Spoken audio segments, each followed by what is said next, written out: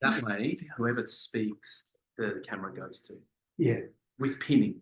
I think so. Really? The other thing, can I ask, when people ask a question, I notice that would you be able to repeat the Oh, question? yeah, okay, yeah, sure. I don't, I'm only learning sort of Yeah, thing. yeah.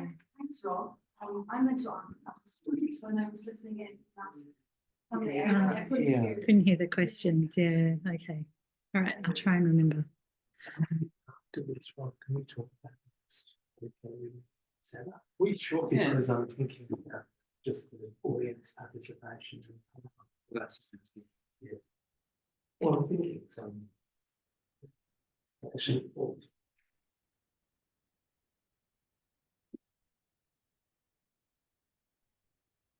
That's correct. Okay, great, thank you. I just haven't said a random alarm as well. I'm not sure.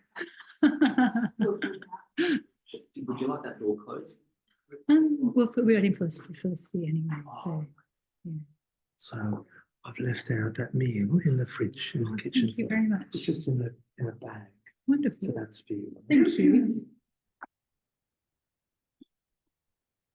Do we need, or do I need one of these? So we're Thank reading you. the same thing.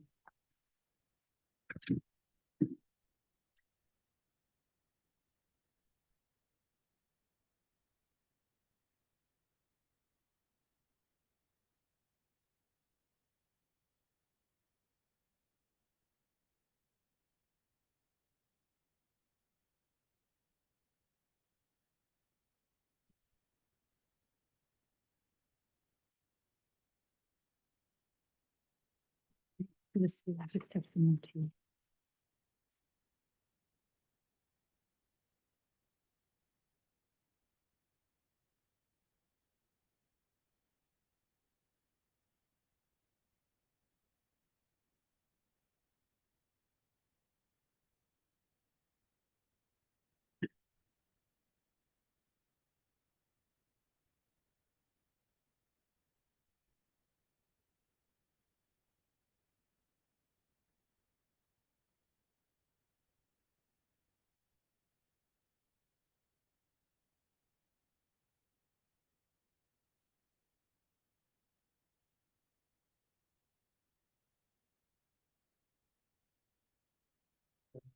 I think it's okay. Can you hear me? I'll speak louder. Sorry, Susan, Susan very politely encouraged me to speak a little louder while I was during the meditation. It's just a long way to the back. And you were sitting at the front.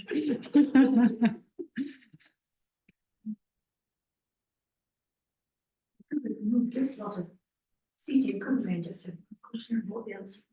I suppose it's nice to give people the option of choice. Can we do that? It's the illusion of choice. Because I can still see all of you. Yes, so there's no one else coming. My moving. Quickly shuffle. I was for that chairs that necessarily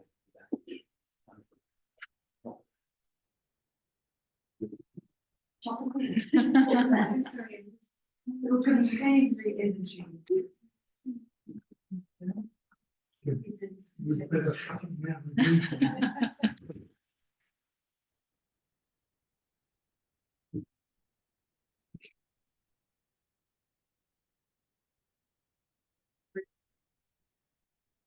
Eliminating all obstacles. Where the crowd can show the Yeah, that's the power of positive thinking. I like it. have to look after themselves. It makes it more cozy. How are we going with the heaters? Is everyone too hot or too cold or? I've just turned one off, so we've only got one on, so Okay. we might go down. But if you want, I can turn one off. You too. It's okay. No, I'm okay. Is everybody else okay?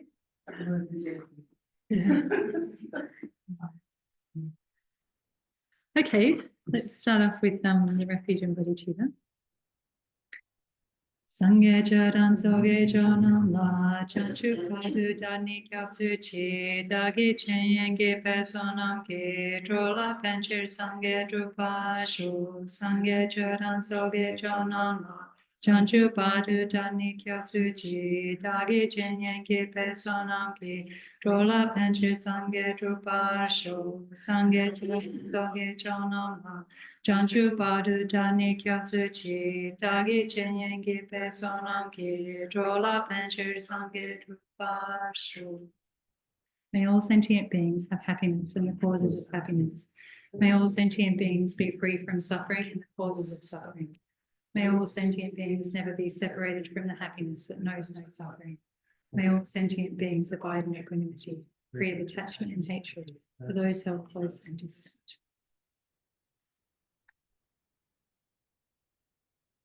Okay. All right. So the last few weeks, this is our last week on this class. I know. Yeah, it was very quick, wasn't it? I don't know how that happened. All of a sudden, we're at week 4, and that's life in samsara, isn't it? Blink and you miss it. Yeah. So, yep, impermanence and all that. So the last few weeks, I spent a bit of time talking about that refuge and bodhicitta verse. So hopefully it's now like really etched into your mind. So every time you recite it, I hope, and you're thinking about those different aspects. So we kind of identified 4, really, didn't we? 4 aspects that we need to think about, reflect on while we're reciting that refuge and bodhicitta verse. So we've got the refuge, which is the foundation.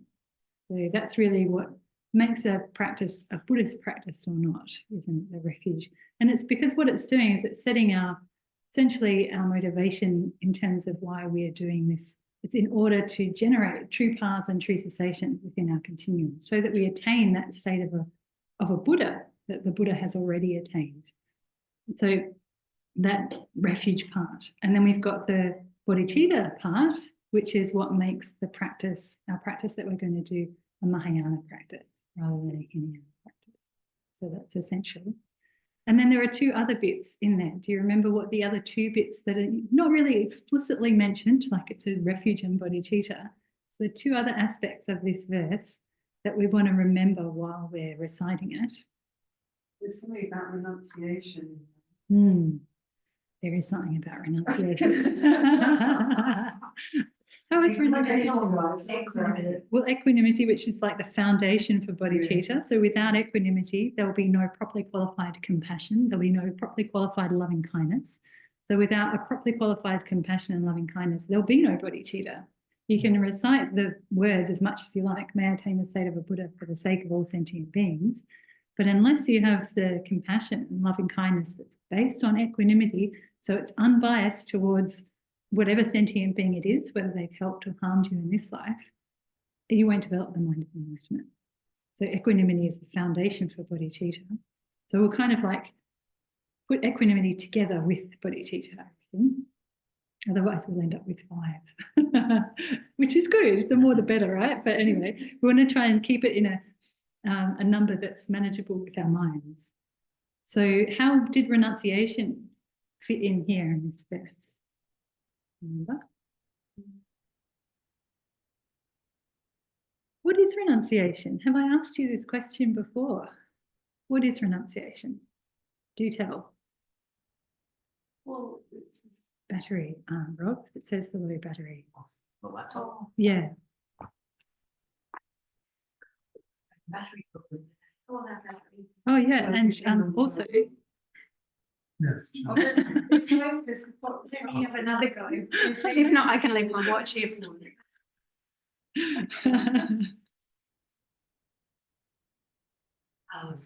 Oh yeah, yes. I think it just wasn't. Yeah, Plugged in. it was at the beginning. Most of that. Okay, so you've got a little bit of free time there for thinking. So coming back to the question, I haven't forgotten the question. What was the question? Renunciation. Yeah, what is it? We talk about it all the time. What is it? Well, it's meant to do with world, if you like. renunciation, renouncing,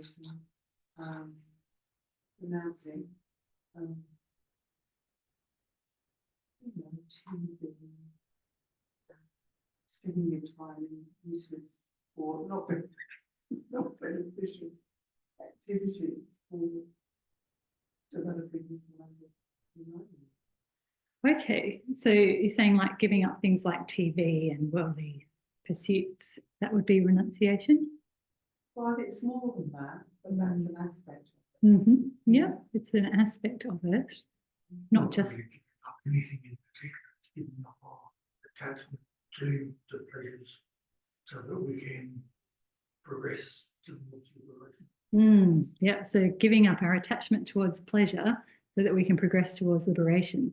So it's like John's hit the nail on the head with this. It's like there's two aspects to renunciation. So when we talk about, like, we use the term renunciation in English, it gives us this sense, like what you're saying, Susan, of like we're turning away from something. So it's like we're giving up something. And it's like, it does have that kind of connotation to it of giving up something, but it's also a turning towards something. Yeah, this mind of enlightenment. Also, yeah, but it's a little bit, we've got to separate the two out when we talk about the two separately. So last week when I was mentioning, you know, how renunciation is incorporated in this verse, I did say that it's incorporated in a particular way, which I'm going to come back to see if you remember. So keep having a think about that one. Oh, you remember?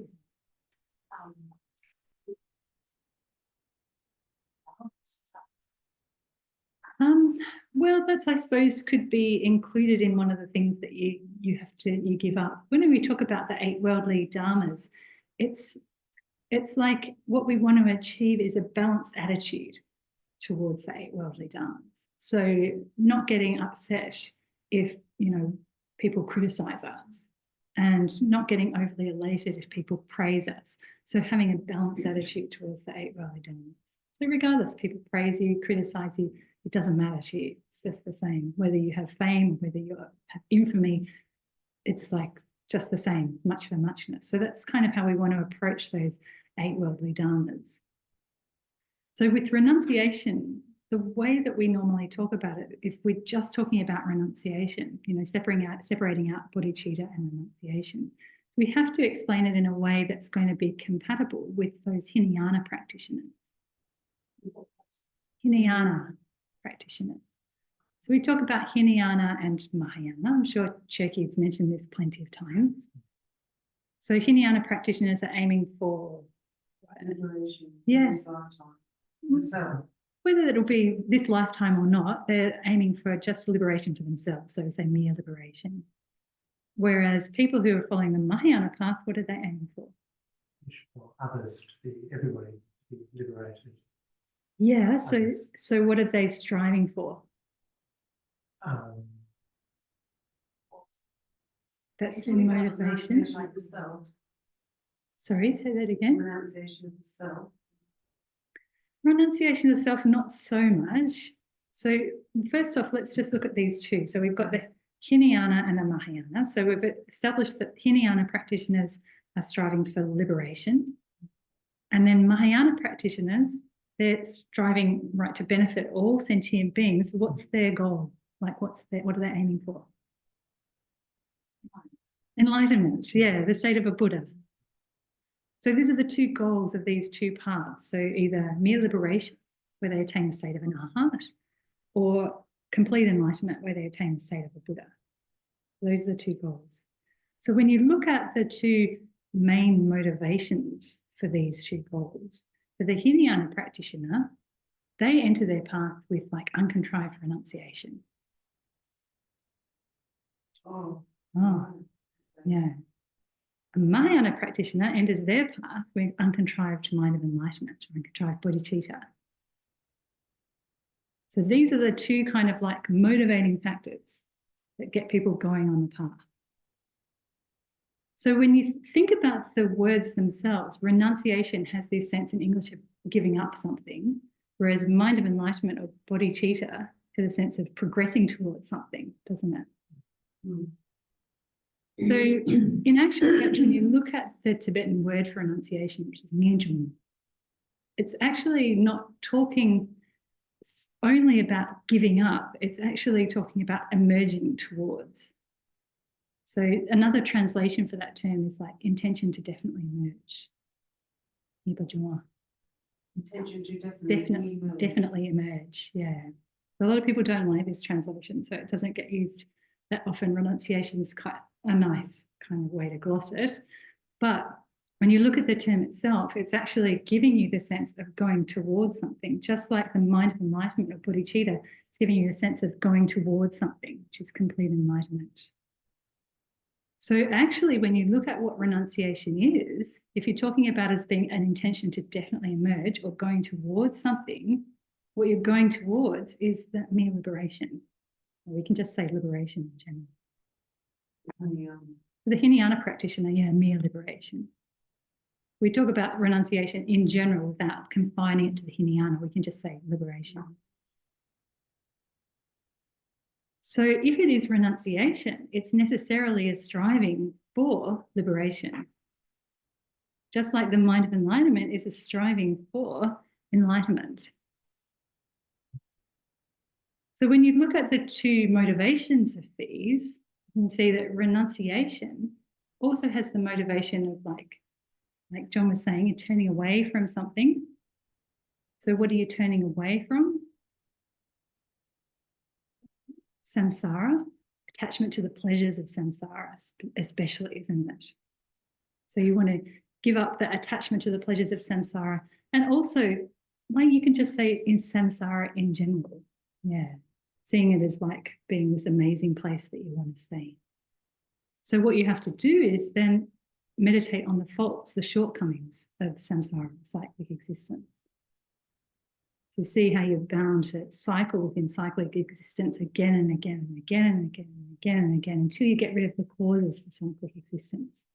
So get to the point where you find it like so, I don't know if you could say disheartening or exhausting being in cyclic existence, that you're just like, you know, what can I do to get out of cyclic existence? Because as long as you stay in this, it's like Chandrakirti says, it's like sentient beings through not understanding the way things exist, through being clouded by ignorance, they end up cycling in cyclic existence like they call it a bucket in a water wheel. It's a bit of a funny analogy that works in English. What it means is like you've got this like old-fashioned water carrying thing, like from a well, I suppose you'd say, where you've got a bucket that goes down.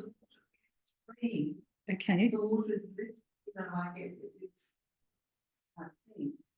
But it's not like a wheel that powers something. It's like a thing you use to get water out of a well type thing. So you've got like these pulley system type thing. Yeah. Still seeing it. Do you? I have not seen one. That next time I go to India, I feel like I need to go and see them with these water wheels. So I can have a visual of this, you know, great quote of Chandrakirti. It's like, yeah, like a a bucket and a wheel. Like it's a great thing to just remember, sentient beings like a bucket on a wheel. So sentient beings in cyclic existence, the meaning is that when you want to get this water out of a well on this type of wheel thing, so you have to use a pulley to get it up like this, and then you let it go back down to get more water. So like this. So sentient beings are like this, where it takes a great deal of effort to get pulled up to the happy migrations. Great deal of effort. You have to accumulate like a lot of positive, karma. Not only that, it's like not just a rebirth and a happy migration, but a rebirth as a human with 18 measures and endowments is extremely difficult. Such a lot of effort that goes into being pulled up into the happy migrations. And then so easily you fall back down to the lower migrations, the hell realms and the hungry ghosts and animals. So sentient beings, through being clouded by ignorance, not understanding the way things exist, are like a bucket and a wheel and a water wheel. It's like great effort pulled up, easily fall down. And it's just again and again, this whole cycle goes round and around and around and around and around. So being completely just exhausted, fed up with that situation, striving for something that's beyond that. So striving for liberation from cyclic existence. That's really what renunciation is about. So it's a striving for liberation, but it's based on this like, you know, turning away from attachment to cyclic existence. It's much, I mean, for me personally, it's much better to think of progressing towards something than in English renunciation is very much a giving up of stuff, you know? Yeah. It's a totally different focus Yeah. as opposed to moving towards something. It's much more positive in a way, I think. Well, this is Because the other one's really a means, isn't it? This is the end. like the motivation and then where you're going. Mm. So that's why I think it's important to understand some of these Tibetan words, you know, what the real meaning is referring to. Because the English translation is nice. It's very poetic to say renunciation, but actually it doesn't, I think the word in English doesn't actually give you the full scope of the meaning of it. Sounds very Christian. It does sound a bit Christian. Yeah. Yeah. What John said was, you can still engage in these activities, remembering not to be attached. Like husband,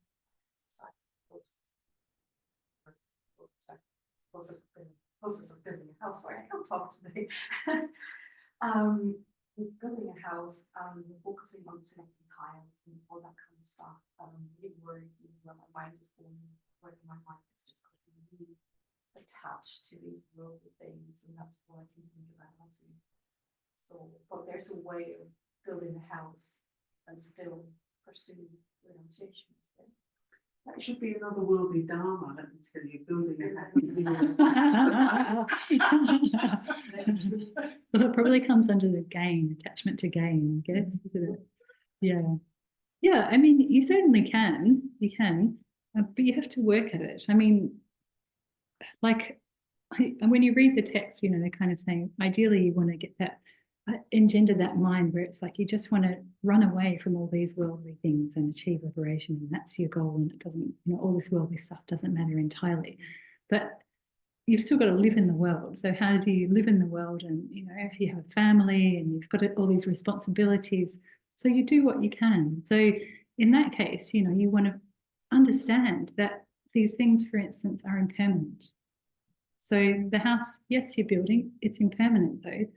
It's not going to remain perfect like you think it's, you know, it is. It's not going to give you this perfect pleasure that you're hoping for.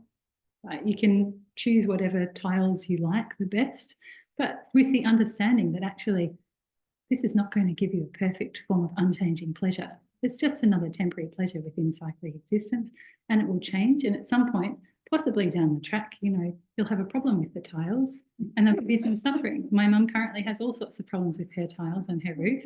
You know, they crack and let possums in and stuff, and it's like an endless nightmare for her, and she probably prefers she had colour bond on her roof, I'm guessing, you know, at this point, because also she's older and she can't get up in the roof and fix stuff up for herself, so then she has to employ somebody else, and it's a real mission, right?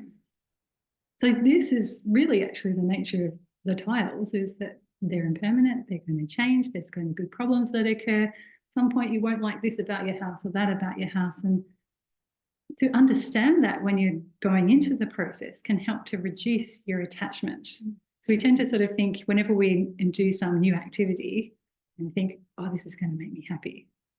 It might actually create a whole lot of suffering. You don't know, you know. One of our main motivations is not having mental attachments.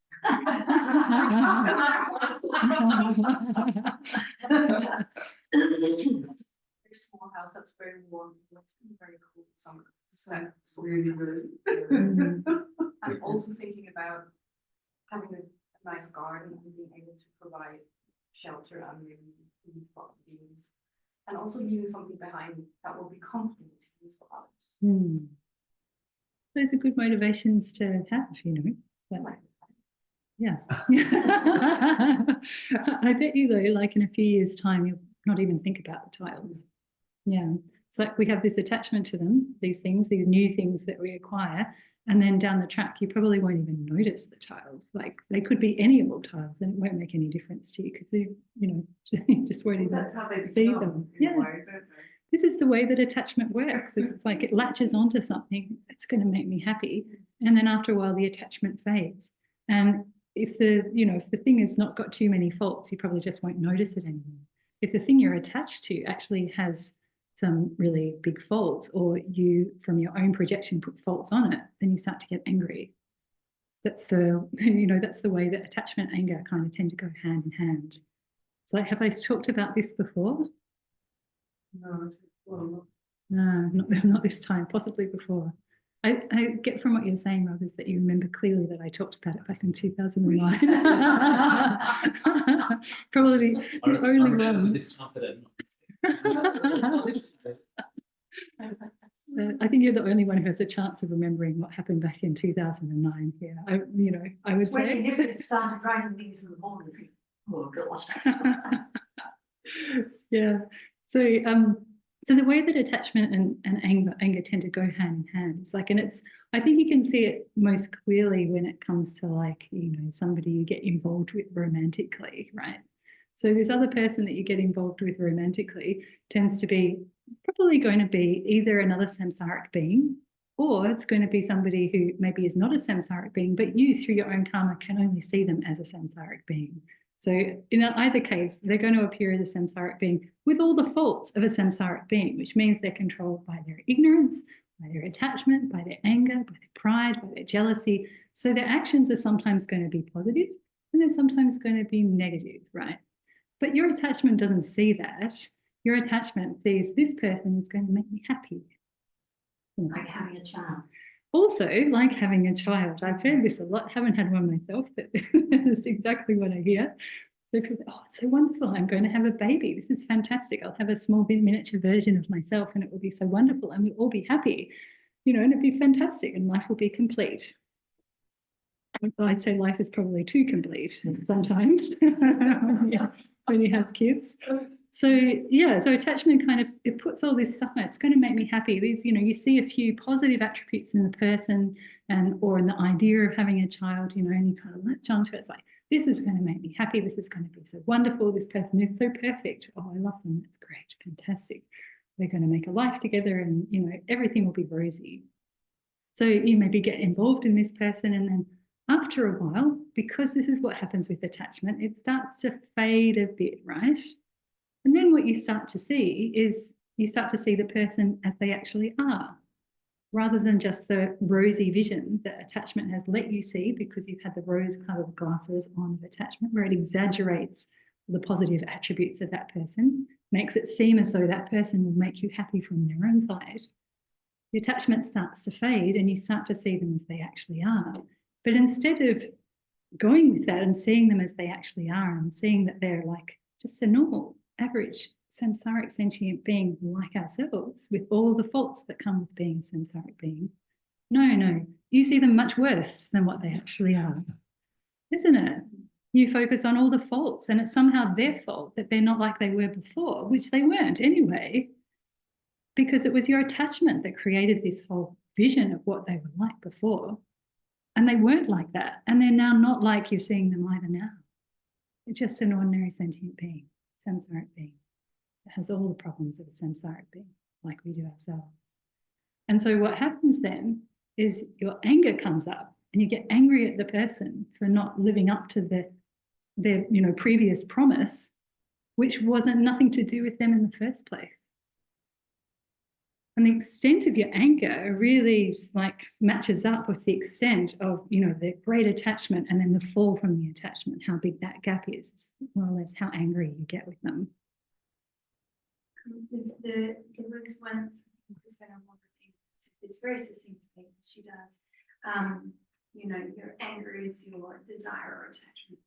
Yeah. And often, and I thought that was just so beautiful. And then there are times where I'm human and I will get angry or frustrated or what have you. And if I'm, not sucked into that, able to go, okay, what was it I was attached to? What was it about? Where did that anger come from? What was being thwarted? Which was essentially just my attachment to something. What was it that I wanted that I didn't get? And it brings it back to almost like, when you're a child and you're taught, the what you want. And so we go back to what I was going back to that child mind of, well, my anger is a little bit childish because it's just making about something. Whether it's a mental tantrum or hopefully not another thousand. But yeah, it was just that relationship between anger and attachment is just so valuable. I think just awareness and catching myself or noticing and being kind. Yeah, I think that's a very useful approach, you know, so like when you do get angry or you feel yourself on the verge of getting angry, because it's quite hard once anger is actually taking control of our mind. It's very hard to pull back at that stage. It's very hard to stop and analyze at that stage. If we can start to get a sense of when we're on the verge of getting angry, then at that point we can just kind of try and put like a stop there and go, just hold on a sec, let me analyze and check to see what is it. Like you're saying, Rabina was saying, it's like a desire thwarted is when anger comes up. Exactly the case. It's like we haven't gotten something that we wanted, and so, you know, our response is to retaliate towards that thing, which in actual fact, it's like, you know, we created the exaggeration of what we wanted in any case. So, but we never get angry at ourselves. We just get angry out there. There's something out there when we're the ones who've created the rosy vision. It's really our anger, our attachment that we should get angry at, not the other person. It's something out Well, there. you can get angry with yourself as well. Well, Being an idiot in the first place. I would say, This person was wonderful. well, I don't know if you get angry at yourself, get angry at your attachment for sure. Because anger is essentially ill will, the intention to harm. So if you get angry at your attachment, you have an intention to harm towards your attachment. That actually is an intention to benefit yourself implicitly. No, but I mean, there is a passion. Almost the opposite of that you can also go into if you're not. You know, analysing, looking.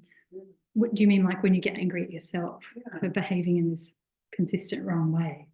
I think that that's actually, you know, it's more useful to have a different sort of pattern.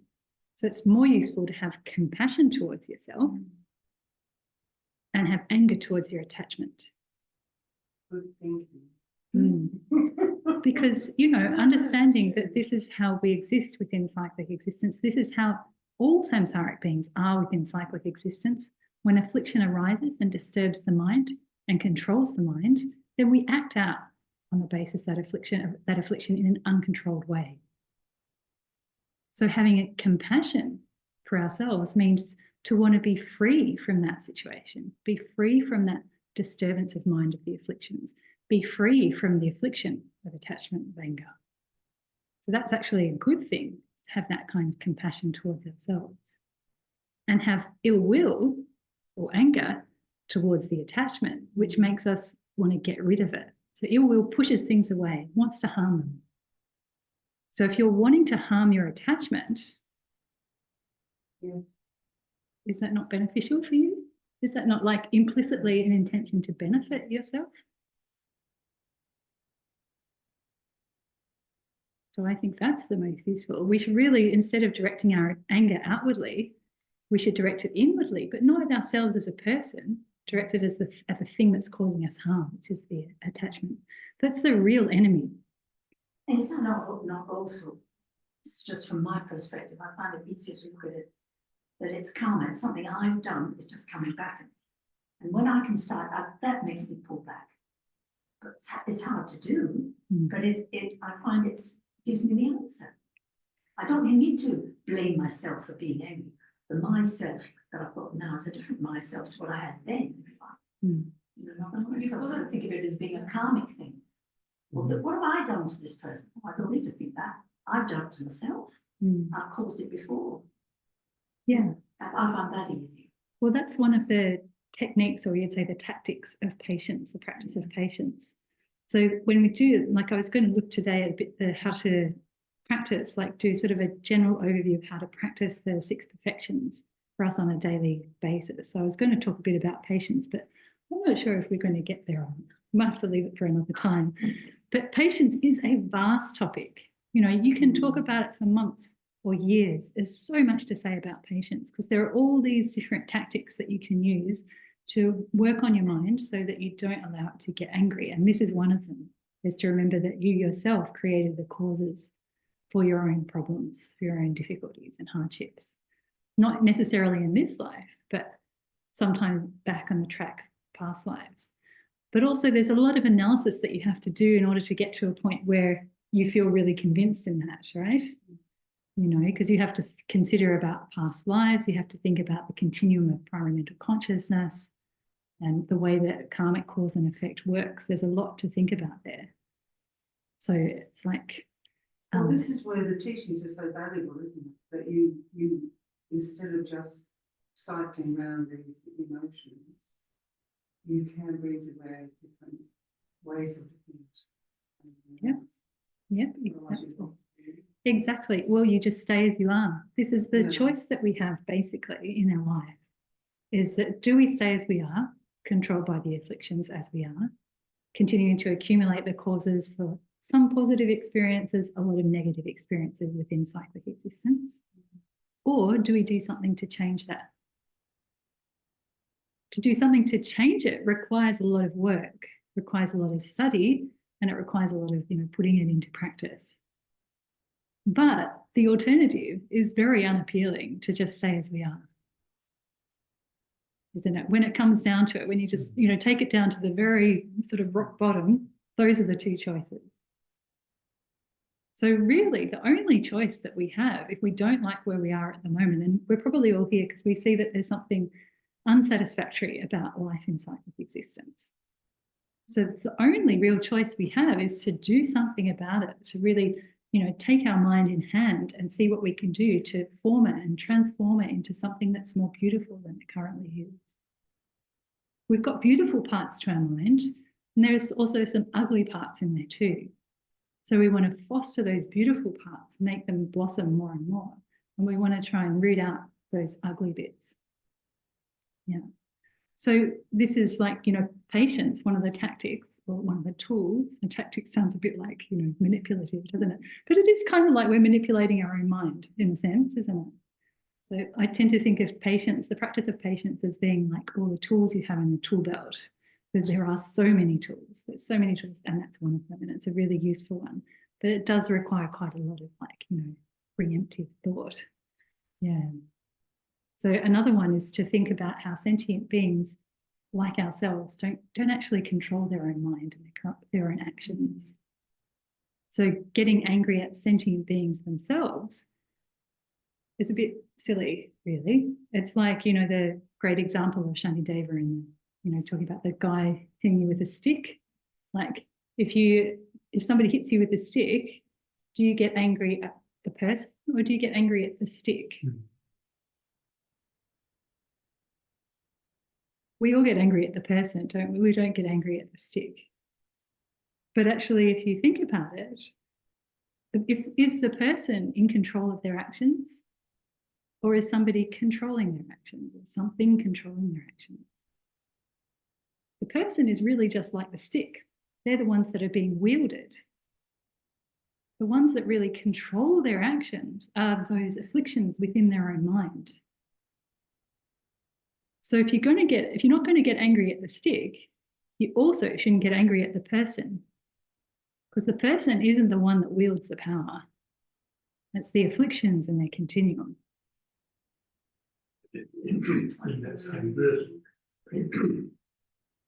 he says that we've got the power, realising that we created the cause for that person to hit us with a stick.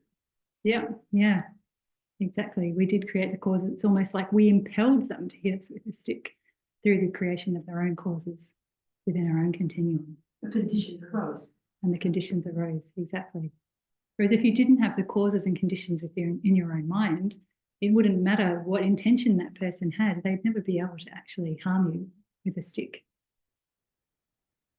Yeah, it's really interesting. So if you're going to get angry at anything, have that ill will towards anything, you really should have ill will towards the afflictions in the other person's mind.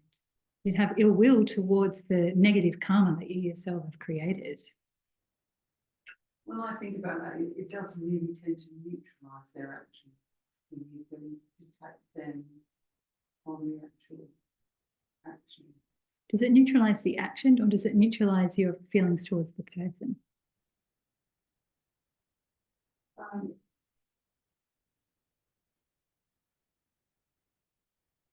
I suppose it just gives me more compassion towards Mhm. them. Like, Good. That's the idea. the poor person, you know, like they're being run around by whatever's going on for them. And also, you know, I know what that feels like. I'm really angry, you know. So, but it's more than that. It's just seeing like, yeah, but really, it is an affliction, you know. It's Exactly. like you're having a broken leg or anything, you know. Yeah. It's you're afflicted by it. Yeah, exactly. Yeah. So that's a really good thing. If you can have compassion towards the person, it doesn't mean you have to accept the action that they've done. You don't have to accept that that's an acceptable way to behave, to hit somebody with a stick. You have compassion for the person. You can still say that the action is a negative action. And the motivation, the affliction that motivated it, that's a negative affliction. That's a negative state of mind. So you can still have ill will towards that negative state of mind, that ill will in the other person's continuum. But if you have ill will towards the ill will or the anger in the other person's continuum, what are you going to do about that? If you have an intention to harm anger in another person's continuum, what would you do? Would you then kind of grab a stick and run after them yourself? Is that going to get rid of the ill will in their continuum? We think somehow it will, does it? I mean, we don't even go that far as analysing it. Somehow I think that everything's going to stop if I just go and whack this person back with a stick. Yeah? But actually, if you really want to get rid of or harm the anger in that person's continuum, you're not going to do something that is going to exacerbate their ill will.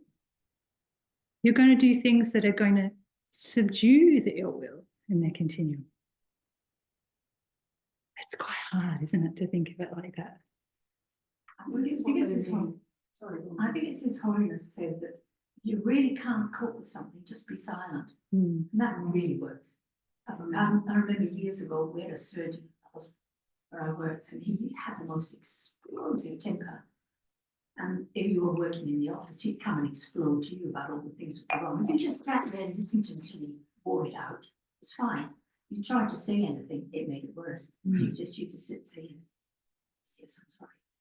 It was fine then. Yeah. Just, don't say anything. I mean, it depends on the context, doesn't it? So sometimes the best course of action is to say nothing. Sometimes the best course of action is to be like overly kind to the person. I mean, it's really hard. It goes against our what we want to do, isn't it? But sometimes it's like, it can be being extremely kind to a person who is actually wants to harm us. And if you say thank you, they're like, yeah. I remember Khensa Rinpoche telling a story about how when he was at Chenrezig, like early on, and there was another teacher there, like a Western teacher, who was giving some classes, and a lot of people used to come to his classes. And then when Khensa Rinpoche turned up, he was Geshe Teshe Tsering back then, and he's still Geshe Teshe Tsering now, but it's just got the extra title, I suppose you would say. He was just Geshe Teshe Tsering back then. And so when he started teaching, most of the people would then go to Geshe-la's classes and not to this other guy's classes. And this other guy had quite a lot of pride, so he was really unhappy about this. And Rinpoche didn't, Geshe-la didn't, go, oh, you shouldn't have pride. He didn't say that to him. He was actually extremely humble to him, very, just put himself quite low. And over time, I think the guy started going, oh, maybe this guy's got something going on. And he'd started to come to Geshe-la's classes. So it's like, your automatic reaction to somebody who seems to have a lot of pride is to, maybe go up against them to try and see if you can, put them down a peg. But actually, to reduce pride in somebody who has a great deal of pride, that's not the best way to go about it. You have to find other techniques to help them to see where they have their own faults, and then gradually over time, it's like somebody's pride is not going to disappear all of a sudden. It's something that has to happen gradually over time. So a really skilled person will be able to help them find a way around this great pride that they have. Yeah. So it's always good to remember, when we come across these difficult situations, To think, you know, probably my immediate reaction is not going to be the best one. That's the first thing. You know, in fact, it's probably going to be more harmful. What I'm wanting to do is actually get rid of the afflictions in that person's continuum. I want to harm their afflictions. So how do I go about reducing and hopefully eliminating the afflictions in their continuum? What are the techniques I need to do? Sometimes though, I found if you just say to the person, don't do this. Don't do. That can sort of cause them to stop. Like pause. And then may be able to. And the don't do just isn't like an aggressive don't do. It's just like don't do as an action. It depends on the context. Absolutely. Yeah. Yeah. And it's what arises spontaneously too. Mm. That's only happened a couple of times, mind you. Yeah. But you know. So we need to be. Myself. Yeah. Well, we need to be skillful in, you know, our approach to every individual situation. And that's why there is no one size fits all for this.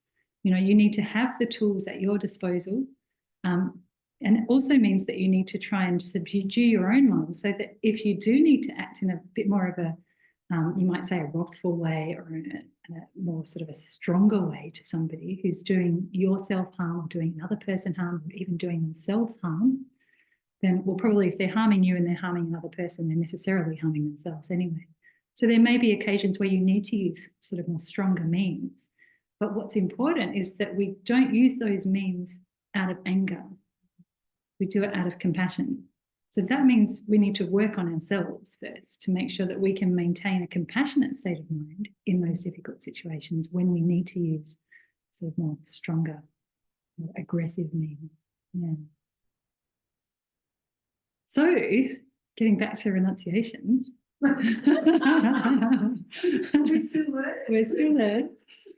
So when we look at this, you know, looking at bodhicitta or the mind of enlightenment and renunciation, when we look at these two as being like the entry points of the Hinayana and the Mahayana, then we say that renunciation, which is turning away from cyclic existence, but necessarily involves a striving for liberation. So that's the uncontrived version of that is the entry point for the Hinayana.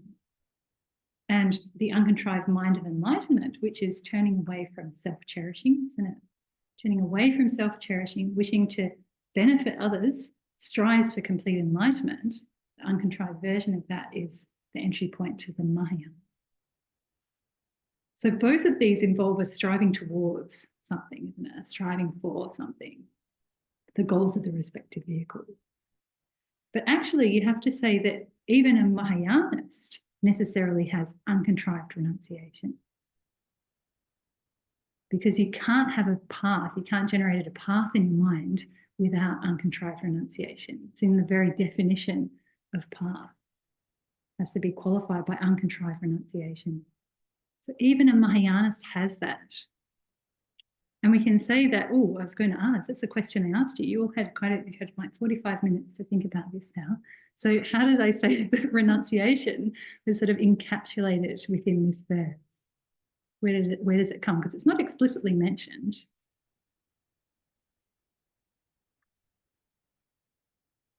Now you understand what it means, you know, like more in detail about renunciation, what it is. You won't be able to tell by looking at the word, though. I thought it would give me inspiration. I'm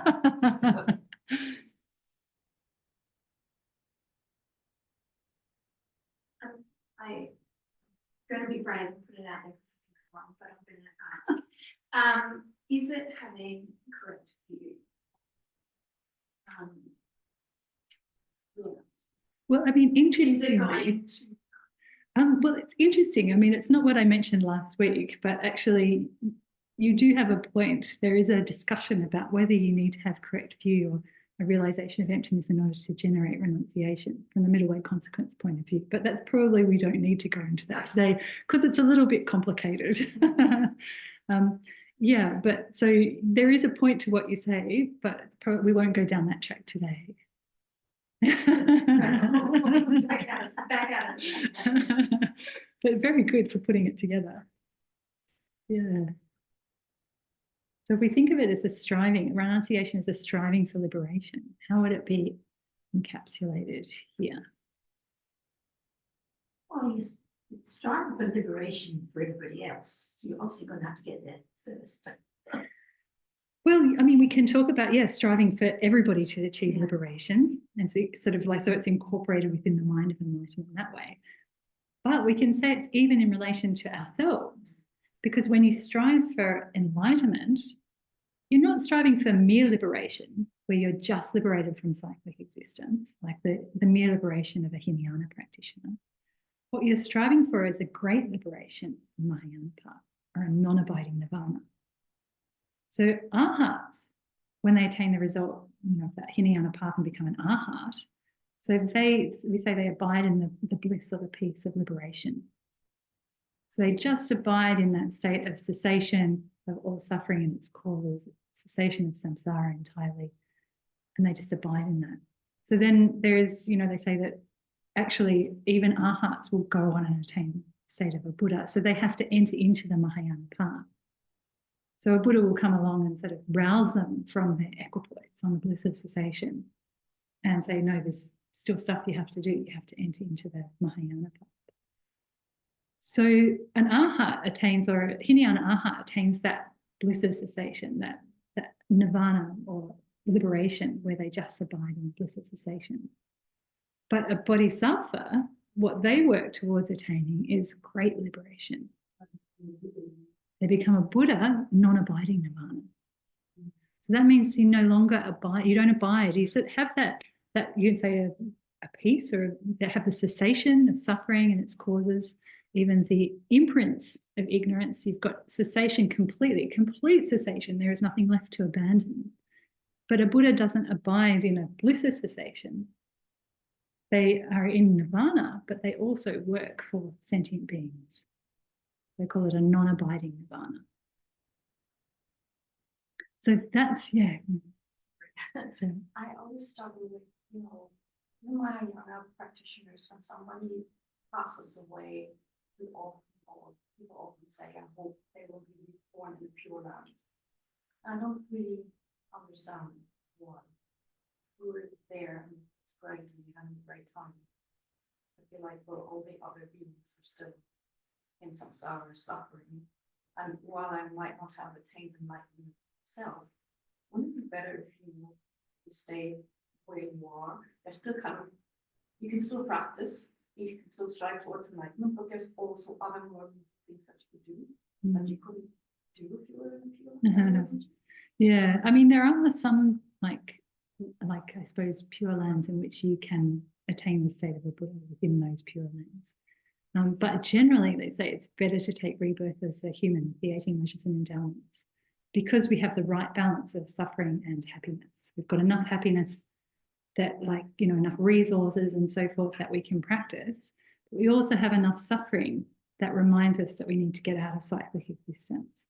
So if you're right, of in terms of if you were to take rebirth in the God realms, for instance, where there's just so much pleasure that these gods, they don't even think about attaining anything, because they're just completely blissed out all the pleasure that they have at their disposal, which we can sort of understand from our own experience. When things are going really well, you're having a fantastic holiday, someone said to you, are you going to link in with the Zoom class or for such and such, just maybe there's a Zoom class on death and impermanence, and you'd be like, I'll listen to the recording when I get home. This is how it happens for us, right? So we can kind of relate to that in a sense of what it would be like for the gods in these really blissed out lands where there's not really any suffering. They only have suffering right at the time of death, by which time it's too late. So you're right, actually, it's best to aim for, make aspirations to take a human rebirth with the 18 pleasures and endowments, precious human rebirth. Yeah, that is the best. But there are some pure lands in which you can attain the state of a Buddha within that pure land. And if that was the case, you would do it more quickly than if you came. Yeah, I think so. Yeah, you wouldn't have to go through the whole thing of going to the hells and then coming back up and going back like this, so it'd be quicker from that perspective. And isn't that the reason why they ask for the pure land because Yes. they can help people sooner. Or soon, what do you say? I guess so. I guess so. Yeah, I suppose so. I mean, Kensei Rinpoche used to say, well, you know, if you have that really strong motivation to and make prayers to take rebirth as a human with the 18 leisures and endowments, so that you can benefit all sentient beings and attain enlightenment as quickly as possible. If you make that kind of a prayer and you accumulate, you know, all the causes and conditions as well as possible, there's a fair chance that, like, on the side, you might end up taking rebirth in the Pure Land because of all the virtuous causes that you've attained. Whereas if you just hope to take rebirth in a Pure Land, but you don't accumulate all the causes and conditions that are required, you know, just make the prayer, then there's a chance you won't even get a human rebirth. Yeah. So I guess, you know, it's probably not so essential in a sense as to what you're exactly praying for.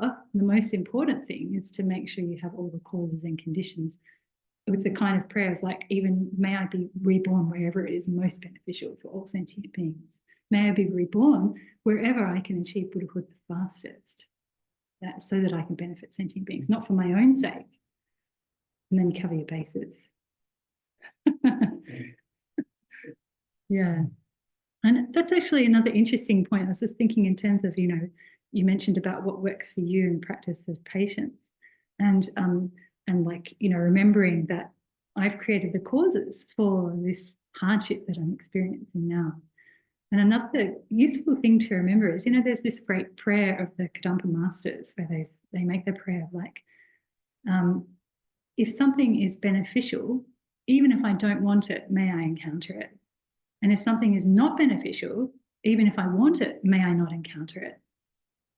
It's a really nice prayer. It's an excellent prayer to make. And it's also very useful when you encounter some difficult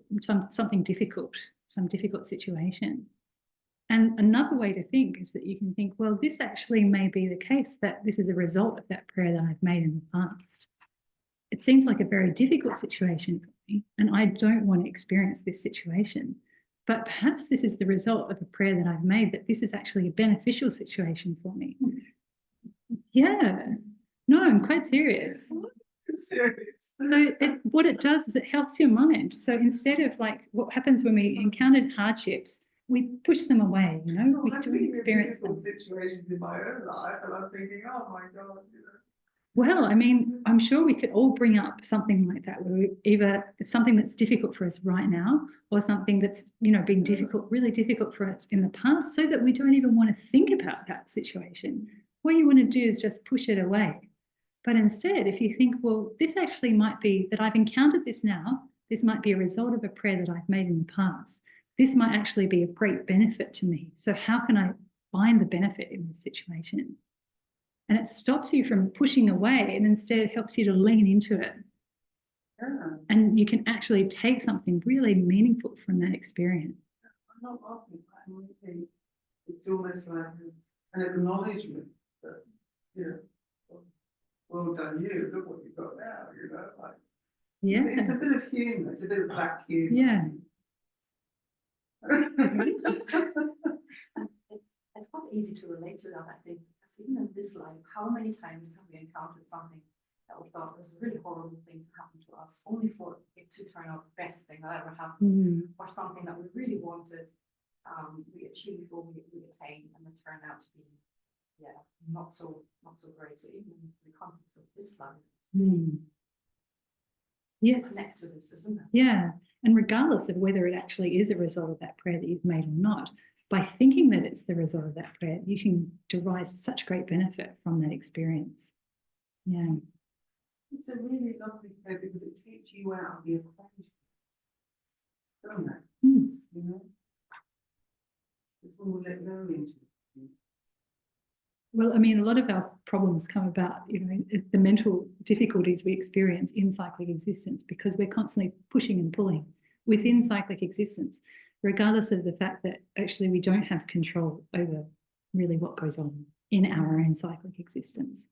It's all dependent upon causes and conditions that we, you know, accumulated over various lifetimes, what conditions we, you know, encounter in this lifetime and so forth. So it's like a lot of it is really outside of our own control. Who is it that made that quote? It's one of the Kadampa masters. Yeah, I don't remember which one. But it's a very famous quote. It's an excellent prayer to do. So, did we get into where actually renunciation is? We did we just talked about? Yeah, so the way we can say that renunciation is encapsulated within this verse is it's like actually comes within bodhicitta, or the mind of enlightenment. Because although what you're doing, explicitly with bodhicitta is you're striving for complete enlightenment. It's like in that striving for complete enlightenment, you're also automatically you're striving for great liberation, that non-abiding nirvana. So that's the way in which we can say that renunciation really is encapsulated within the meaning of the mind of enlightenment. Yeah. So we have therefore refuge, bodhicitta, renunciation, and there was one more feature that I mentioned in this verse that we can reflect on and recite it.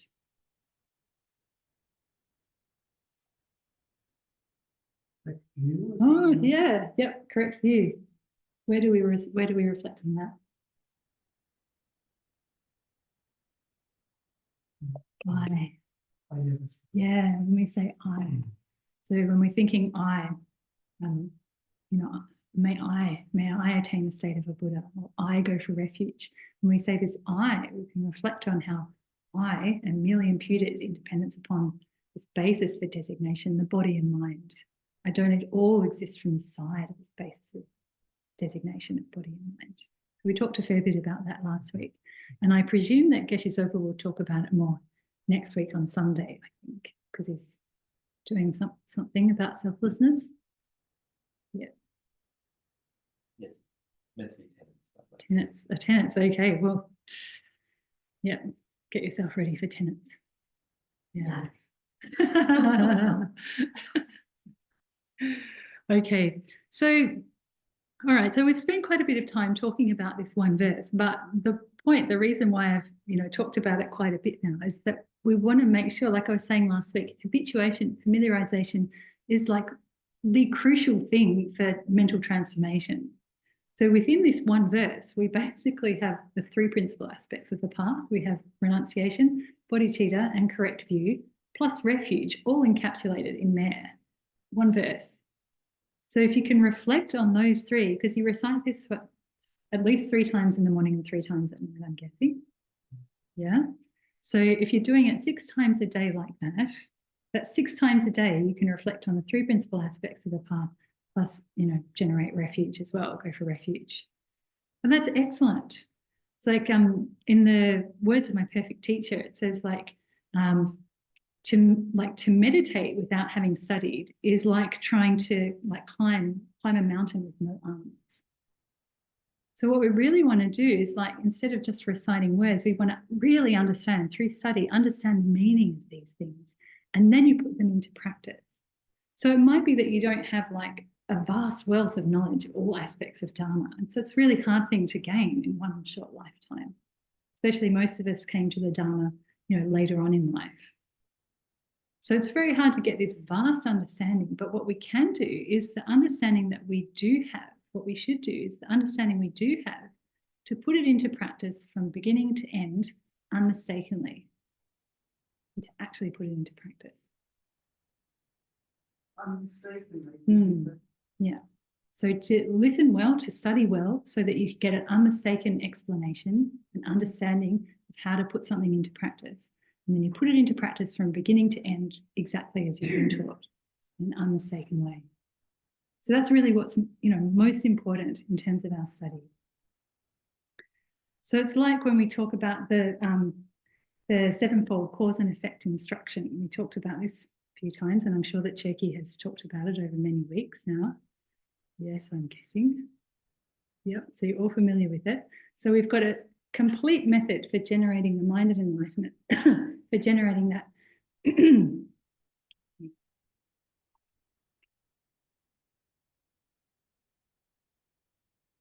that altruistic mind that seeks to benefit others, not focused on ourselves, from beginning to end, from equanimity, which is a precursor, recognizing beings have been one's mother, recollecting their kindness, wishing to repay their kindness, affectionate loving kindness, compassion, highest intention.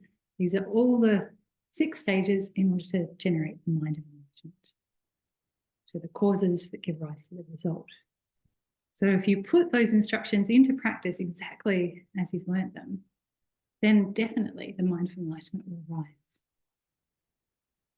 So that's really the meaning here. Okay, so I'm going to do like a quick kind of, let's say, run through, is that the right word? I don't know, a quick gloss over the practices that you want to put into practice, having generated the mind of enlightenment, because the class is called Altruism, and this is something about compassion and the 6 perfections. So we better make sure that we, are very honest and actually talk about everything that's been in the advertisement.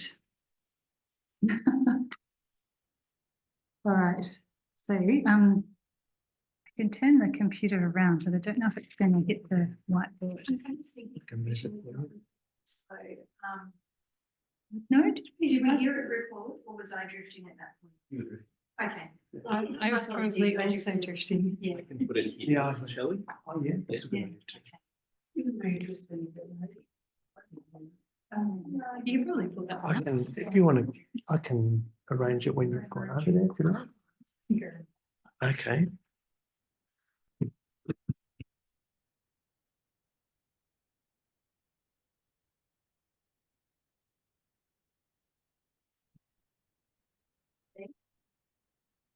This is suitable. Let's see. What do you think, Rob?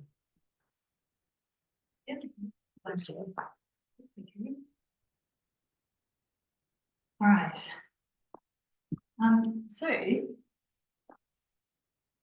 the reason why I thought to make sure we talk a little bit about this is because, we want to make sure that we have things that we're putting into practice on a daily basis. So we talk about the mind of enlightenment, body teacher, and that has the 2 aspects to it, or the 2 minds of enlightenment, which are loving kindness. Loving kindness is a cause for the mind. One of the 6 causes. Wisdom and compassion. Compassion is also one of the causes. You can say wisdom occurs right through all the causes. But actually, it's interesting that you say wisdom and compassion. Anyway, no, that's what I'm going to sidetrack myself again. Let's not go there. I was going to say there's like, there's this beautiful explanation of Chandrakirti about the causes of the mind of enlightenment in terms of non-duality, compassion. Anyway, let's not go there. That's a teaching from when we get up to middle way stuff, which is going to happen, I'm sure. Yeah. Okay. So what are the 2 types of the mind of enlightenment?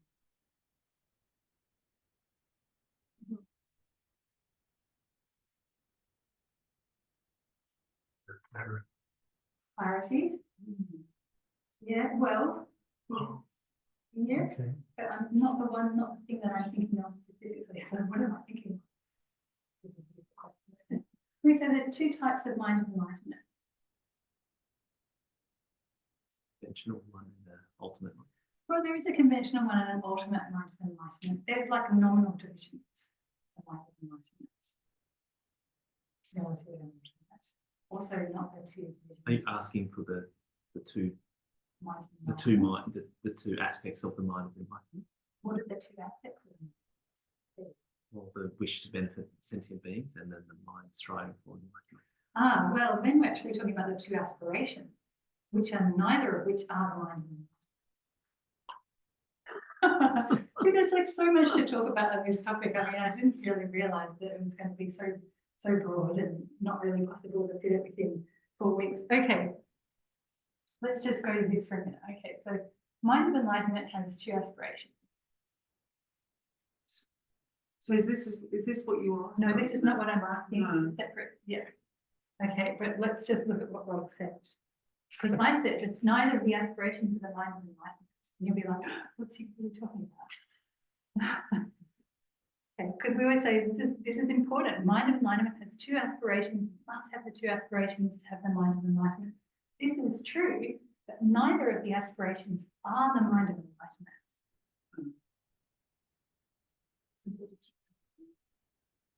The mind of enlightenment is bodhicitta. That's just the Sanskrit thing. So when we say the We mind mostly of want to benefit other people.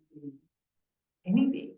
Yeah. So the wish to benefit sentient beings, like the wish to, we could say the aspiration that strives to the welfare of sentient beings, that is one of these two aspirations. So the two aspirations, we've got the aspiration that strives for the welfare of others. That's one aspiration. So if you remember I talked about last week, that aspiration you develop over the 6 causes of mind. So you develop it over, Intention. yeah, when you get to highest intention. So through recognizing beings of being, recollecting their kindness, wishing to repay their kindness, through those 3, you start to find sentient beings to be appealing. We haven't got into compassion yet. Sorry. So it's through those 3 you start to, feel warm towards sentient beings, just like when you think of your own mother or have difficulty with your own mother, think of somebody who's been really kind to you in this life. So when you think about that person and you think about how kind they've been to you, then you feel this sense of warmth towards them. You feel them, you feel quite affectionate to them. It leads you to want to do things for them. So if you have that attitude towards all sentient beings without exception, then through these 3 stages of recognizing their being, recollecting their kindness, and wishing to repay that kindness, you naturally develop that loving kindness that wants to benefit them.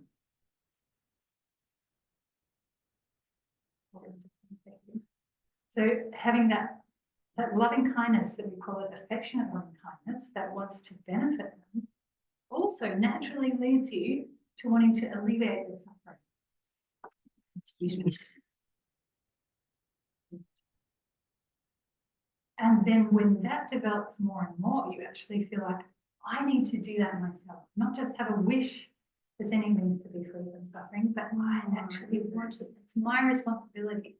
I must do it. There's all these beings of being my mother. It needs to be me who frees them from suffering. That's the highest intention. You take on that responsibility. So when you develop that highest intention, it takes on the responsibility of freeing sentient beings from suffering, that's when you have this aspiration that strives for the welfare of others. What that naturally leads you to then is to look at, well, where can I do that? In what state do I have the potential to free sentient beings from suffering? I can't do it now. I'm really limited. I can help a few beings around me, but I can't help all sentient beings. Just too limited by my own ability. So I need that ability, perfect ability, that really only a Buddha has. So that's what I need.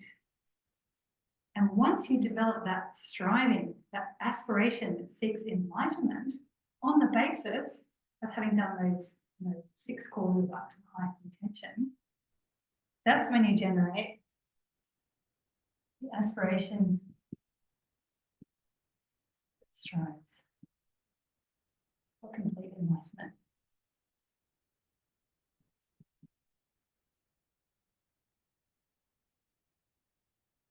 Does that make sense? Yeah. So what we actually say then, these 2 aspirations also have underlying. So this one, the aspiration that strives for the welfare of others, is called the causal aspiration, because it's the one that causes you to strive for complete enlightenment. And this one, the aspiration that strives for complete enlightenment, is called the assisting aspiration.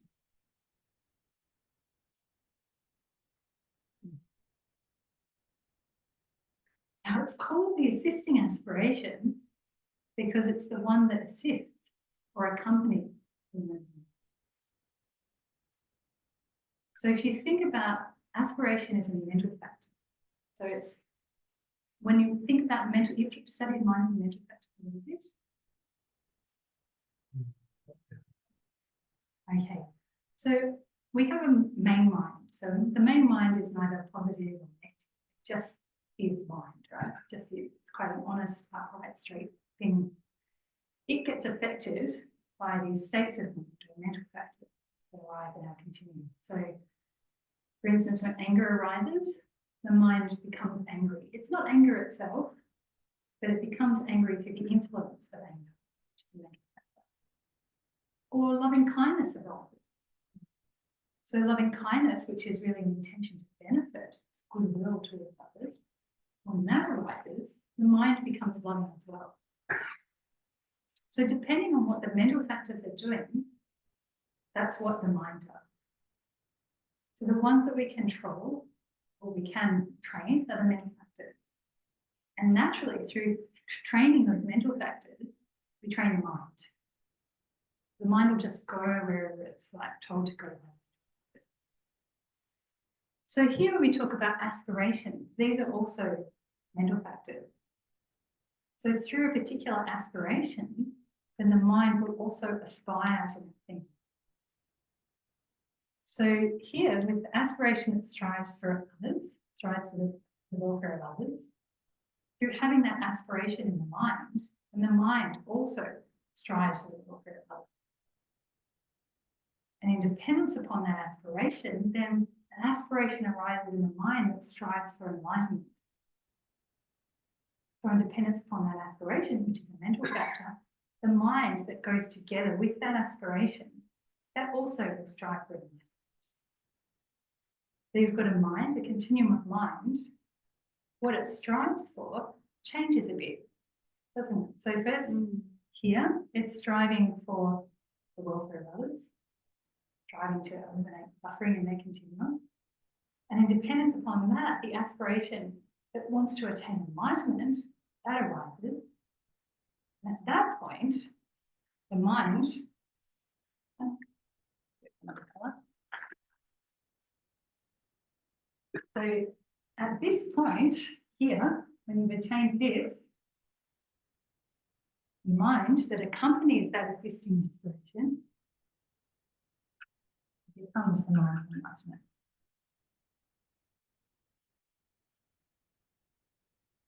So your mind that you're training right now will eventually become a mind of enlightenment.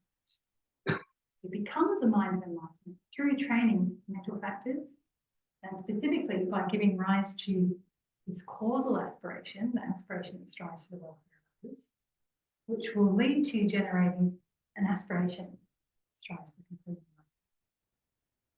At that time, the mind itself will become the mind of enlightenment through developing that aspiration. So neither of these aspirations are the mind of enlightenment, because the mind of enlightenment is never going to be a mental factor. It's through training these aspirations and giving rise to this aspiration through the basis or on the basis of this aspiration, the mind will become enlightenment. So that's how it works. It's the nature of things. It seems like that responsibility thing is like a very important factor in that. It's essential. Without this causal aspiration, there is no way to generate this aspiration, our system. No, I mean like that's the first one, but that second one seems to be, it's where, like when you finally take on something. Yeah. So the example when I was teaching this recently, and the example I was giving is when I was down in Melbourne earlier this year, and my mum, she's got quite a big garden, and she can no longer water it all herself in summer. It needs like constant watering. So I felt really terrible for my mum because she had to stand out there in 35-degree heat trying to water the garden, and she couldn't manage it. So I was thinking, I'd like to help mum and help to alleviate that suffering from her. What can I do? So first there was that aspiration that wanted to help her out, to alleviate the suffering of having to stand out in the really hot weather in the garden. So I thought about it and I was like, okay, well, maybe I can try and install an irrigation system. So you guys don't know me very well, but I would say I'm not a gardening person. Like there is no part of me that is a gardening person. I knew nothing about irrigation systems, honestly nothing. So first there was this aspiration of wanting to alleviate this suffering in my mum. What that led to is an aspiration to actually install an irrigation system. So there are different types of aspiration, aren't they? So first is the aspiration that wants to alleviate suffering. That was a cause for an aspiration to install an irrigation system. Focus on different objects. One's on a, my mum and she's suffering. The other one's on an irrigation system. But the first one is the cause for the second one. Right. Yeah. So once I'm focused on the second one, I have that aspiration to install an irrigation system. Then what I've got to do is not leave it as just an aspiration. I've got to actually do something. So I was like researching about irrigation systems, talking to friends who've installed irrigation systems and buying stuff from Bunnings. I spent a lot of time working out what I knew, spoke to the people at Bunnings, really helpful guys, sent me to another irrigation place, did a lot of trial and error, because there were like these raised beds and this main thing, and yeah, a lot of trial and error. So there was all this stuff, and it was quite difficult, I've got to say. I didn't get finished in this first part of the year. I had to finish it when I went back to Melbourne just before I came here, and it was freezing cold, and I'm out in the freezing cold in the dark trying to get these bits of pipe all attached to them. I was like, just leave it. I'm like, no, I've got to finish it before the rain comes. That's ironic. She's like, I've shut the camera. I'm thinking, no, I don't know the camera. So anyway, so it's quite difficult, and I've got to say it was not an enjoyable process. Happy I did it, but the whole thing was actually quite difficult. It's quite difficult for me, and I don't have strong fingers, so a lot of it was kind of really challenging.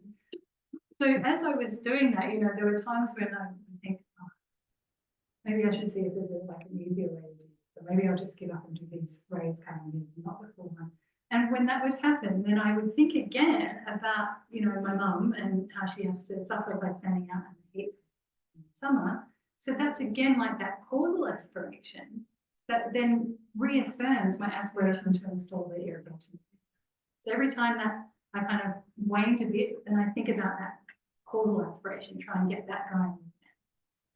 And then I'm back to it doing this until, I actually managed to install a working irrigation system. So yeah, I've still got some tweaks I need to do for the next time I go down, but basically she can use it now. So it's sort of, it's like an analogy for how it works here. It's like you've got this causal aspiration that wants to eliminate suffering. Essentially takes on the responsibility for eliminating suffering. But it's not enough to just leave it at that. What that is going to inspire you to do is to strive to attain a state where you can do that. So that's like striving to install an irrigation system. But then you also can't leave it at just striving. You have to do something to actually achieve that goal, isn't it? So you've got the striving for the goal, that's excellent. So you've got the causal striving, that leads to the striving for the goal. Then you actually have to do the work to get to the goal. Can't leave it as just an aspiration. The point is that these two aspirations are extremely important. One acts as the cause, the other occurs as a result of that cause. And on that basis, the mind itself becomes the mind of enlightenment. So when we talk about the mind of enlightenment, sort of think of it as being like, that mind that's so amazing. Actually, it's amazing because of these two aspirations. Our mind itself will become this amazing mind on the basis of these two aspirations that we train. But it's not enough to leave it at those aspirations, which are very practical. They're very practical, but just having the aspiration is not sufficient. You've got to do the work. So this is what leads us to the initial question here, which is what are the two types of enlightenment? Two types. Yeah, the two divisions. It's the aspiring and the engaging. Aspiring and engaging. Now I know the answer. So is that, You said bodhicitta. so is that the same as these? Is that the same as the other ones, No, causal and no. assisting? So this is once you have the assisting aspiration, then your mind itself becomes the mind of enlightenment. Right. But that mind, that's just, the mind's just striving for complete enlightenment. And when you've just got this mind striving for complete enlightenment and you're not doing anything particular to get there, that's the aspiring mind. Okay. Don't confuse it thinking that's an aspiration. We're talking about two types of the mind. So we've got aspiring, where you're just like, I want to get to enlightenment. That's all the mind is thinking. I mean, I'm simplifying it. This is like also a very complicated topic. We could go into great detail for many weeks, but we don't have the time, unfortunately. You should come and live here.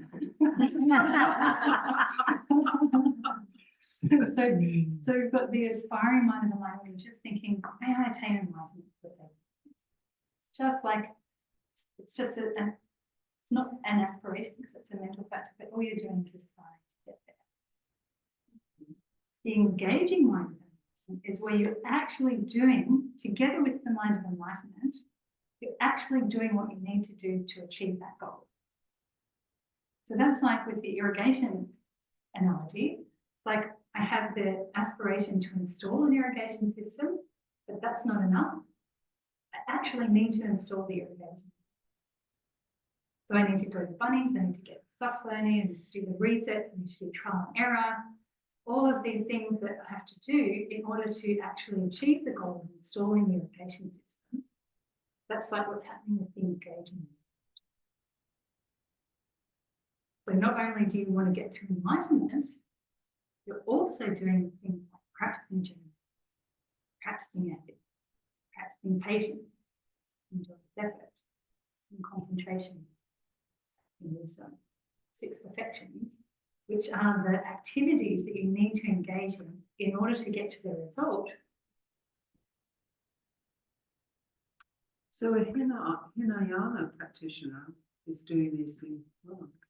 Well, a Hinayana practitioner does practice generosity and patience and all these ones. They do practice them, but they're not called practices of perfections because they're not going to lead that practitioner to completing it.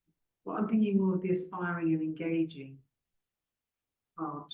Well, they don't have a mind of enlightenment, so they Begin don't with, have the aspiring. because they haven't done the 7. Yeah. So a Hinayana practitioner will have loving compassion, they'll have loving kindness and compassion. They'll have those they have, for instance, they practice the 4 immeasurables. So they have those states of mind, but they don't have this vast mind of the Mahayana, where it's like all sentient beings, without exception, I am going to take responsibility for eliminating this suffering. They don't have that kind of vast mind. So they definitely don't have that causal aspiration. So therefore, they never get the assisting aspiration until they, end up. Yeah. So this is when we talk about the mind of enlightenment. We also talk about the 6 perfections. Because the mind of enlightenment is just the start point. It's the 6 perfections, generosity and so forth, that actually get you to the goal of enlightenment. This is like doing the reshape. The what? Reticulation. Which one? The reticulation you were talking about. Oh, I didn't know that word. Reticulation. That's what you were doing when you were setting up her sprinkler system. There you go. Good work. I was doing some reticulating. That's right. I didn't know it, but that's what I was doing. Okay. Yeah. So, mind of enlightenment is excellent on its own, not enough. So when we talk about these 2, aspiring and engaging, the engaging mind, it's like the difference they say between aspiring to go somewhere and actually going. So you might aspire to go to India. I'd really like to go to India. May I go to India? And then actually going is when you bought your ticket, you're packing your bags, you're getting on the plane, you're doing all those activities that get you to your goal. So that's like between these 2. Is it 1 o'clock already? Oh no, this I is never realised, so just you going on to the engaging until you put it down there, that actually that's what entering the middle way is. It's you engaging in it. I never thought of it before. Yeah. Yeah. Connected. It's the same term. Yeah. Jupa and Jukse. Is it the same word? in Yeah. Tibetan? Engaging in the way of engaging mind management. And engaging. That's when it's really useful for my mind here, that often with the origins of in Tibetan what it should be, rather than just reading the English. Yeah, I mean, you do get a flavour that's quite beautiful sometimes. You know, but a lot of the translations that we have these days are pretty amazing. I think of like Jeffrey Hopkins, who died last week. I mean, amazing contribution to Buddhism. It's really amazing. And he's become like the standard for translating stuff to English now. Some people have different ideas on translation stuff, but I mean, really, it's amazing benefit. So we'll have to leave Six Perfections for another time. To be continued. Yeah, but in any case, is this clear? Yes, thank you. That was good. So if it's clear in your mind, then that gives you the basis to work on. But I think clarity is so important. That's why studying, discussing, question and answer is so important, because once you have the clarity, you know what you're aiming for. You know, it's not enough to just have not just have aspirating causal aspiration, some bits of it. You have to have it complete in its entirety, generating this aspiration right up to the highest intention. So just to, Just hold on. oh, sorry. But that on its own is not enough. You need to generate the aspiration that strives for complete enlightenment in order to have the mind. But that's not enough, because you just have an aspiring mind. It won't get you to Buddhahood on its own. You must also generate that engaging mind, where it's conjoined with that what we call practice of conduct.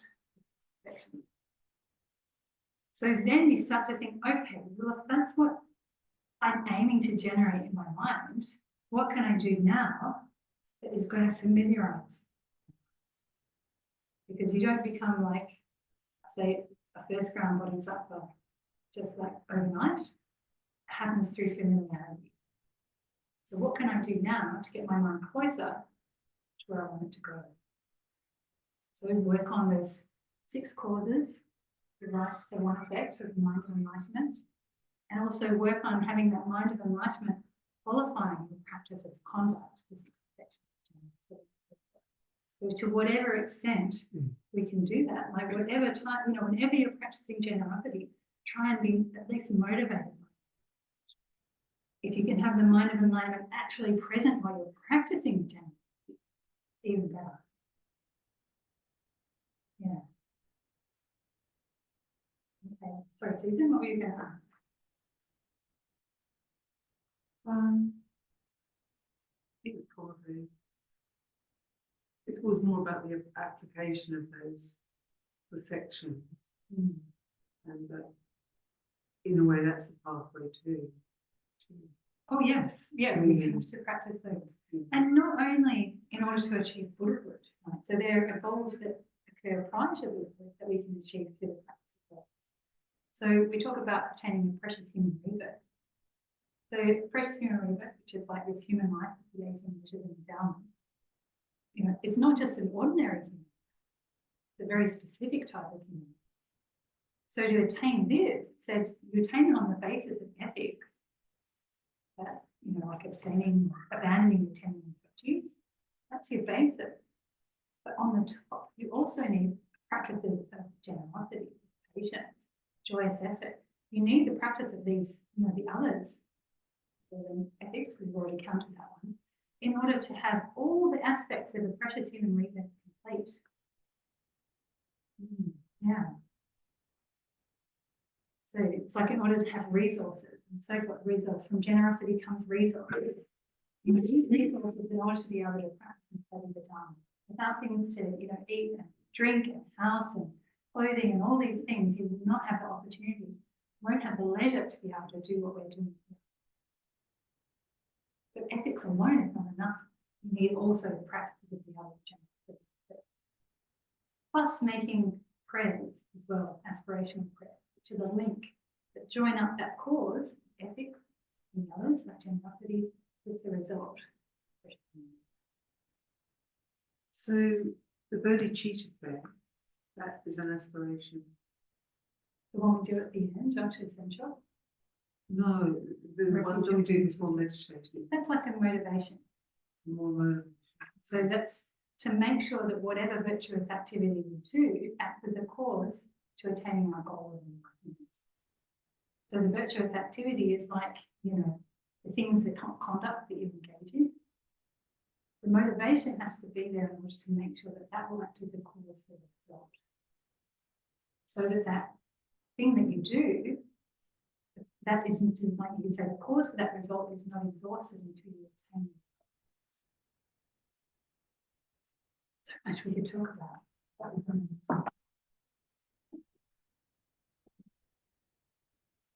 So I hope that that over these 4 weeks, there's some things that you can take away from it and put into practice, I hope. And I hope that it's helped to make the mind of enlightenment clear, but of course it's not enough to just learn about it. You have to actually do it.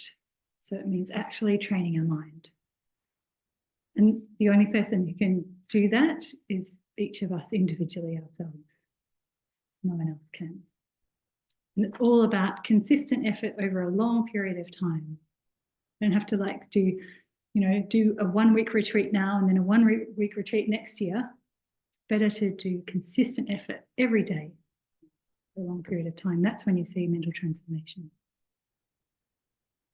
All right, well, it's been lovely to have the opportunity to talk to you about these things. And hopefully there'll be more opportunities to discuss further in the future. Let's do the dedications on page 8. Gyawadi nyudu da lama sangye trukyune drowa chikyama lupa de salagapashu Janchu sancho rinpoche ma gyapanam gegyoche gyapanyamba mepayam gone kondu pawashu Toni dawa rinpoche ma gyapanam gegyoche gyapanyamba mepayi gone kondu pawashu. Over the page. Incomparably kind and supreme Tenzin Gyatso, the wish-granting, wish-fulfilling jewel, source of every single benefit and happiness in this world. May you have a long life and all your holy wishes be spontaneously fulfilled. Saviour of the land of snow teachings and transmigratory beings, who extensively clarifies the path that unifies emptiness and compassion, to the lotus holder Tenzin Gyatso I beseech, may all your holy wishes be spontaneously fulfilled. Peerless teacher and assembly of the children of the victorious ones, Shravakas and Pratyeka Buddhas, victorious Losam, father and sons, along with lineage masters, all the objects of refuge of infinite lands, please bestow the virtue and goodness of accomplishing this prayer here and now. Holding and spreading the Mudi's precious and complete teachings through explanation and practice, you wore the armour of patience that is never discouraged. Incomparable venerable Guru, to you I make request. While striving single-pointedly for the sake of the victorious one's teachings, the sole gateway through which all benefit and happiness emerge, and for mother living beings, you suddenly departed to peace. What a great loss. Nevertheless, through the undeceiving truth of the blessings of the ocean of the 3 jewels, and the great waves of bodhicitta of the children of victorious ones, may the smile of the reincarnation swiftly beam in glory for fortunate disciples. Lord of Dharma, who in accordance with the various dispositions of those to be subdued, makes clear in the light of your well-spoken advice the sacred Ganden tradition, essence of Buddha's teaching. Foremost and holy Lama, to you who are supreme, we make this prayer of supplication. Lama, please live long. And then over the page for the request for the Lama to remain on. May my perfect Guru's life be long and his wide actions flourish in the 10 directions. May the torch of the teachings of Losam Drakpa always remain, dispelling the darkness of transmigratory beings, the 3 levels.